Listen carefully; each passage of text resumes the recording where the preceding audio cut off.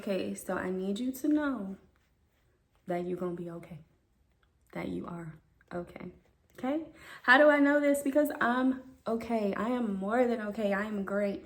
You know why? Because I learned how to optimize my single season. And I'm gonna tell you how. Period, boo. You're gonna be okay.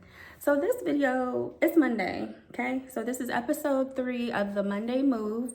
I'm not gonna be exercising in this video. Today we're gonna talk about making it count. I'm gonna title it Make This Season Count. Specifically, your single season, because I'm so tired of seeing my girlies stuck. I'm so tired of seeing my girlies crying over these dudes. I'm sorry, guys. I'm talking to the ladies. I can only speak from a lady's perspective, okay? So yeah, let's get into it. I want to talk about optimizing your single season, because single, it just has this stigma, and I just feel like it is so beautiful to be in a place where you have all of yourself to yourself. It's a beautiful place to be because you can explore, anything without having to take into account another person and the baggage that they bring. Everybody got baggage.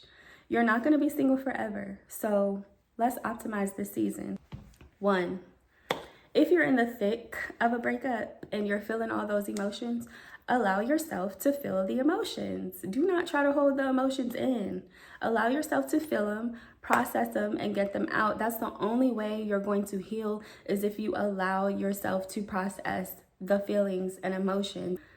I promise it's going to bring so much clarity. A little tip: whenever you feel like you want to text that person, write it down in your journal, or write it down in a text message, send it to your best friend. But it really helps for you to write it down and process it without sending it to that person. You'll be surprised. It's like you did send it to that person, but you'll be surprised, like once you write it all down, you don't even want to send it to that person because you remember why you ain't even talking to them. Like they don't even deserve a text message from you.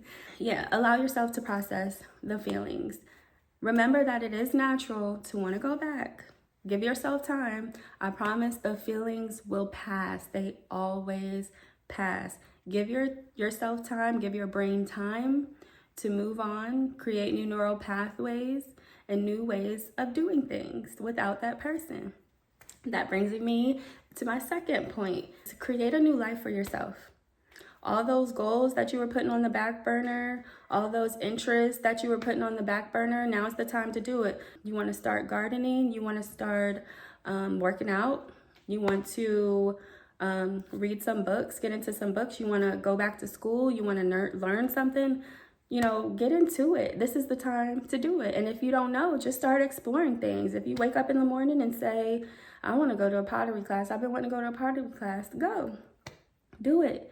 Be creative. Being creative really helped me take my mind off of things. So be creative. Get your hands on something that, whatever creativity to you is, be creative, because we were created to create.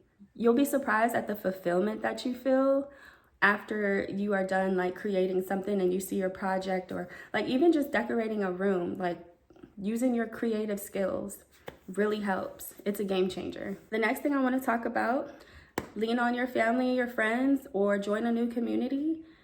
These people love and care about you. You might have neglected them a little bit when you were in the relationship, so now's a good time to spend time with them and allow them to fill you up with, good things, good thoughts, good words of affirmation. If you are in a church, it's a good time to join a small group, join a workout class, yoga class, Pilates class.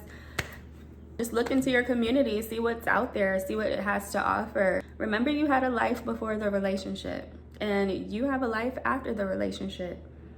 You are the star, and the show must go on. The next thing I want to talk about is beware of temporary fixes. So those temporary fixes, we all find ourselves reaching for that glass of wine, then another glass of wine, then another glass of wine, or we might find ourselves Mary Jane, and you know what I'm talking about. Or sometimes we can find ourselves spinning the block spinning the block. Good old spinning the block. No, no, no, no, no, no, no, no. Don't get me wrong. We all slip up. We all have our moments.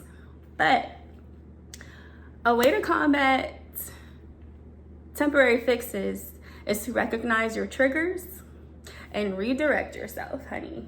Because, yeah, we don't want to end up back in that bed. We don't want to end up on a tangent, a back and forth tangent, because we sent a drunk text message. We just want to avoid the toxicity. We want to avoid the toxicity that comes with temporary fixes. And let's be real, those problems, those feelings, those emotions are gonna be there when you sober up, when you come to, or when you wake up the next day. So beware of temporary fixes. Beware of your triggers that make you dive into those temporary fixes, if you can.